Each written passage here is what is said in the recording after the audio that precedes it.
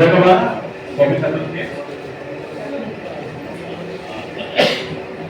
এই পর্যায়ে আজকের অনুষ্ঠানে স্বাগত বক্তব্য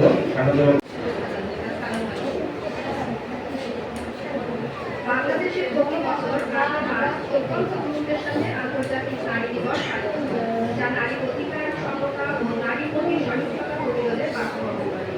এই দিবসটির পূর্ব নাম ছিল আন্তর্জাতিক কর্মজীবী নারী দিবস। 1911 সাল থেকে নারীদের সম অধিকার দিবস হিসেবে উদযাপিত হয়। এরপর 1914 সাল রাষ্ট্রকে আহ্বান জানায়। এরপর থেকে জাতিসংঘ এবং বিশ্বের বেশিরভাগ দেশ দিবসটি প্রতি বছর উদযাপন করে আসছে। বাংলাদেশের এই দিনটিতে সমাজতান্ত্রিক নেত্রী ক্লারা জ্যাকসনের নেতৃত্বে সর্বপ্রথম আন্তর্জাতিক নারী সম্মেলন হয়। এরপর 1910 সালে ডেনমার্কের কোপেনহেগেনে অনুষ্ঠিত হয় দ্বিতীয় আন্তর্জাতিক নারী সম্মেলন। 17টি দেশ থেকে